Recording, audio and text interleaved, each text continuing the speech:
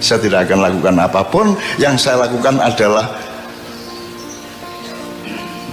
menyampaikan cahaya Allah kepada anak-anakku yang semakin hari semakin banyak, yang umurnya antara 20 tahun sampai paling banyak, paling tinggi 40 tahun, yang akan menjadi pemimpin mulai 2025 ke atas. Gue engko dadi pemimpin kabeh.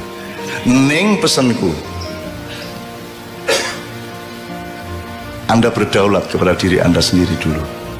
Anda usah ngurusin kedaulatan di luar dirimu. Wong kamu sendiri belum berdaulat. Berdaulat artinya apa? Kamu berdaulat terhadap imanmu. Kowe kudu ngerti ngopo kok beriman. Kalau kamu beriman berarti ya, kamu harus bisa menjalankan kehidupan yang membuatmu aman di hadapan Allah.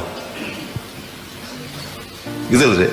Karena produknya iman adalah aman. Jadi iman diterjemahkan secara akal pikiran, secara ilmu, secara kebudayaan, secara ekonomi, secara profesional. Diterjemahkan imannya dengan membuat sesuatu yang membuatmu aman di depan Allah. Itu beriman. Cara berdaulat terhadap iman Anda, berdaulat terhadap ilmu Anda, berdaulat terhadap perilaku budaya Anda, berdaulat terhadap keluarga Anda. Kalau Anda sendiri belum berdaulat atas pikiranmu sendiri, kue isi taklid, isi jare kae, kue orang duwe kedaulatan nang awakmu dhewe, kamu belum bisa menjadi pemimpin bahkan terhadap dirimu sendiri. Maka sekarang anak-anakku sekalian, kamu cari dirimu itu siapa.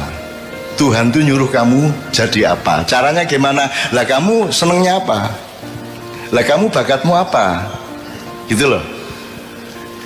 Kalau Anda mengandalkan sekolah dan kurikulum, mereka tuh tidak peduli sama bakatmu.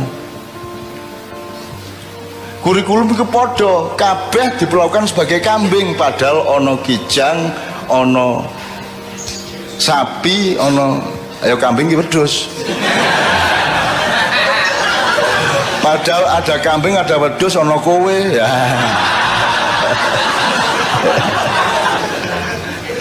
Maksud saya, mencari dirimu sendiri itu maknanya jangan muluk-muluk. Kamu punya kecenderungan apa? Mulai dilihat sekarang kamu itu. Kamu, wah aku seneng ya karo kopi iki, tak dodolan aku tak gawe warkop wae. Wah aku seneng iki nandur-nandur, tak jajal, tak jadi cilik-cilikan jadi petani organik misalnya. Aku seneng ya anu IT iki. Ya, pokoknya terserah Anda itu kecenderungannya apa, itu namanya fadilah. Faddalallahu ba'dun ala ba'din. Temukan dirimu yang Allah konsep. Kalau di sekolahan kan, sekolah tidak peduli sama Allah dulu kasih apa kepadamu. Kan begitu. Maka kamu sendiri yang harus cari siapa dirimu, kecenderunganmu apa, bakatmu apa, dan carilah bahagia, karena bahagia itu hanya dengan Allah. Jadi kamu mosok kon dosen tapi ngersulo. Aja ngersulo. Kamu temukan nikmatnya akhirat di dalam pekerjaanmu sebagai dosen. Kan begitu. Kamu jangan ngersulo. Kowe ngojek ning karo grundel benasu ngojek aku, aduh.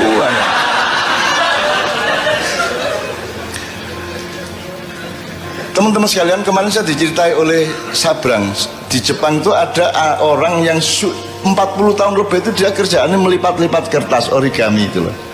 Gawe manuk, gawe perahu, gawe apa loh. Dadi 40 ngono terus deh. Kan iki apa to iki? Bendino ngelipat kertas apa to gunanya apa gitu ya. Anda tidak tahu itu thariqat, itu ketekunan.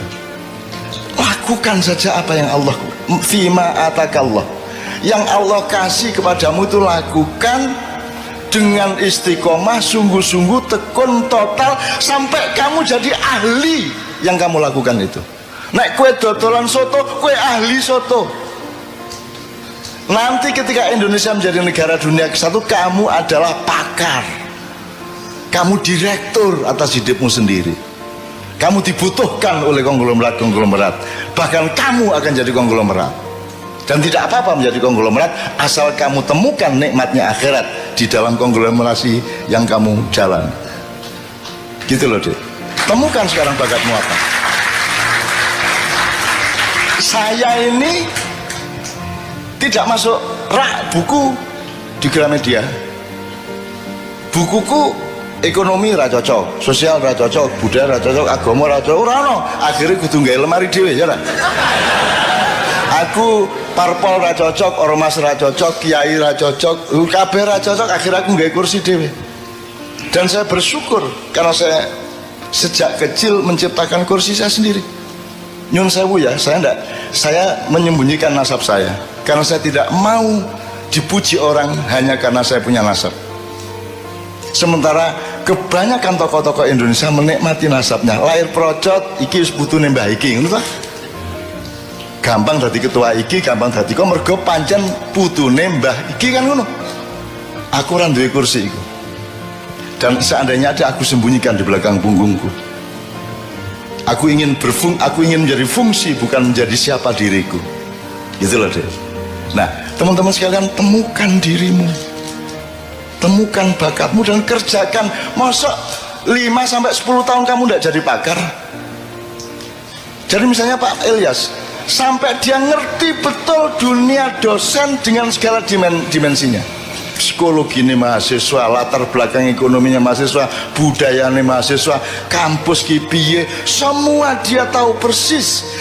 Sehingga seperti origami tadi, sekarang si bapak yang si mbah yang penggawean yang melipet-lipet itu digoleki NASA, karena mereka ingin bikin satelit yang efisien, yang bisa menyerap energi dari matahari tapi tidak terlalu gedabiah. Jadi harus ada lipatan-lipatan tertentu yang efisien, yang logamnya tidak terlalu berat sehingga lebih awet di angkasa. Dan itu yang bisa menguasai itu hanya seorang ahli origami. Jadi gue saiki opo tentok ke awakmu, mumpung gue sinom, dan tekuni sampai habis. Iki tenan lah aku iki apa? Saya tidak menekuni bidang apa-apa karena saya bukan bidang. Saya bukan kamar, saya bukan perabot, aku ini ruang. Aku ini menampung semua perabot. Aku terdiri dari kamar-kamar yang bermacam-macam. Kamu jangan memasukkan aku ke dalam kamar, karena kamar itu sempit bagiku dan tidak cukup, akan pecah itu kamar untukku. Ngono rek nek arep penyair ya. Ya. Maka saya tidak membutuhkan dunia ini. Karena aku disuruh menolong kalau ada yang darurat di dunia ini. Masa saya butuh dunia? Saya butuhnya Allah. Bahwa Allah kemudian menyayangi sangat dengan mencuelkan dunia untuk saya, itu Allah kasih, bukan karena saya mencarinya. Dari soal istri sampai soal harta sampai soal ma'iyah, saya tidak pernah minta dan saya tidak pernah merebut dan saya tidak pernah bercita-cita. Orang tahu kok, wah tak rabi karo artis ya. Orang tahu.